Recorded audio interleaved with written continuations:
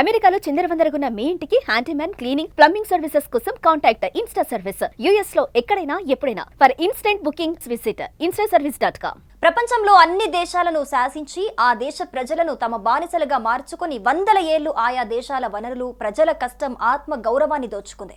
అన్ని దేశాలు స్వాతంత్ర పోరాటాలు చేసి వారి పీడ వదిలించుకున్న పరిస్థితులు వందల్లో. ఇప్పుడు ఆ దేశానికి అదే గతి పట్టేలా కనిపిస్తోంది.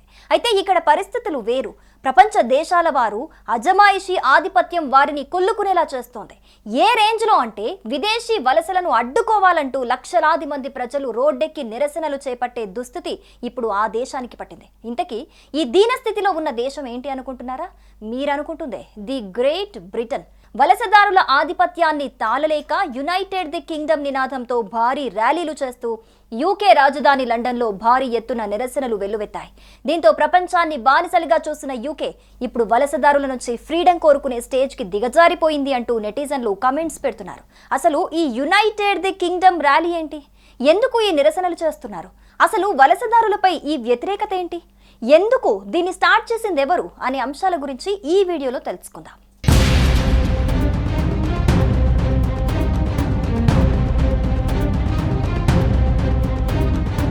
గ్లోబలైజేషన్ యుగంలో ప్రపంచంలోని చాలా దేశాల్లో వలసలు అతిపెద్ద సమస్యగా మారాయి. ఈ నేపథ్యంలోనే వలసలకు వ్యతిరేకంగా బ్రిటన్ అట్టుడుకుతోంది. దేశంలోకి ప్రవేశిస్తున్న వలసదారులను వెనక్కు పంపేయాలని డిమాండ్ చేస్తూ రాజధాని లండన్లో ఆందోళనకారులు భారీ స్థాయి ర్యాలీ నిర్వహించారు.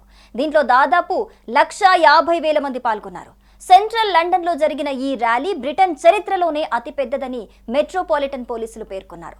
వలసలు, ఇస్లామైజేషన్కు వ్యతిరేకంగా ఉద్యమిస్తున్న కార్యకర్త టామీ రాబిన్సన్ ఆధ్వర్యంలో యునైటెడ్ ది కింగ్డమ్ పేరిట ఈ ప్రదర్శన జరిగింది. మరోవైపు జాత్యహంకారానికి వ్యతిరేకంగా స్టాండప్ టు రేసిజం అనే నిరసన కూడా చేపట్టారు. దీనిలో 5,000 మంది పాల్గొన్నారు. సమాజంలో ఈక్వాలిటీ, యూనిటీని ప్రోత్సహించాలని వారు కోరారు. పలు జాతులు, సంస్కృతుల ప్రజలు దేశంలో సామరస్యంతో జీవించాలని పిలుపునిచ్చారు. ఒక జర్నలిస్ట్ గా పనిచేస్తున్న రాబిన్సన్ ఈ యునైటెడ్ ది కింగ్డమ్ ర్యాలీని నడిపిస్తున్నారు. ఆయనకు ప్రపంచ కుబేరుడు ఎలాన్ మస్క్ తో సహా పలువురు ప్రముఖుల మద్దతు కూడా ఉంది.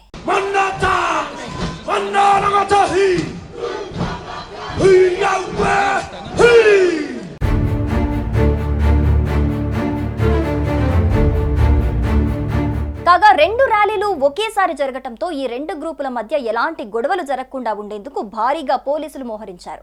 నిరసనకారులను చెదరగొట్టేందుకు వారు తీవ్రంగా ప్రయత్నించారు. ఈ క్రమంలో పోలీసులపై వాటర్ బాటిల్స్, పలు రకాల వస్తువులతో ఆందోళనకారులు దాడులు చేశారు. ఈ ఘటనలో 26 మంది అధికారులు గాయపడినట్లుగా సమాచారం. వారిలో 4 పరిస్థితి విషమంగా ఉన్నట్లుగా తెలుస్తోంది. 25 మంది ఆందోళనకారులను అరెస్టు చేసినట్లుగా పోలీసులు వెల్లడించారు. ఈ అల్లర్లలో పాల్గొన్న వారిని గుర్తించి కఠిన చర్యలు తీసుకుంటామని అసిస్టెంట్ కమిషనర్ మాట్ ట్వీట్లో తెలిపారు. తాజా పరిణామాలను బ్రిటన్ అంతర్గత వ్యవహారాల మంత్రి షబానా మహమ్మద్ ఖండించారు. వలస వ్యతిరేక ప్రదర్శనల్లో అమెరికా, ఇజ్రాయెల్ జెండాలను కొందరు నిరసనకారులు ప్రదర్శించారు. వలసదారులను వెనక్కి పంపేయాలంటూ ప్రధాని కీర్ స్టామర్ ను విమర్శిస్తూ ఆందోళనకారులు నినాదాలు చేశారు.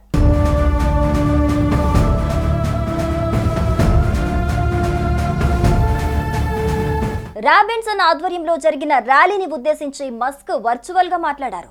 బ్రిటన్ పౌరుడిగా ఉండటం గొప్ప విషయం, కానీ దేశం నాశనం అవటం నేను ఇప్పుడు చూస్తున్నా. చిన్న కోతగా ఇది మొదలైంది, కానీ ఇప్పుడు భారీగా అక్రమ వలసలతో నిండిపోయింది.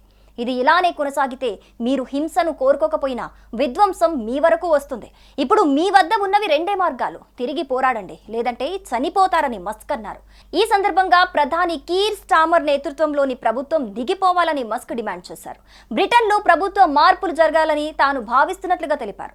వెంటనే పార్లమెంటును రద్దు చేసి మళ్లీ ఎన్నికలు నిర్వహించాలన్నారు. మస్క్తో పాటు ఫ్రాన్స్ కు చెందిన ఎరిక్ జెమ్మార్, జర్మనీ వలస విధానాల వ్యతిరేక పీటర్ బైస్ట్రోన్ కూడా ఈ ర్యాలీని ఉద్దేశించి ప్రసంగించారు. అమెరికాలో ఇటీవల హత్యకు గురైన చార్లీ కిర్క్ ఉదంతాన్ని ప్రస్తావించారు.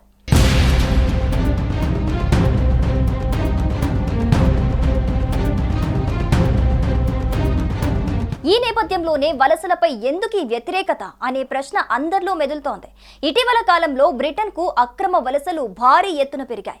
ఈ ఏడాది ఇప్పటి వరకు 28,000 మందికి పైగా వలసదారులు పడవల ద్వారా బ్రిటన్కు చేరుకున్నట్లు నివేదికలు చెబుతున్నాయి.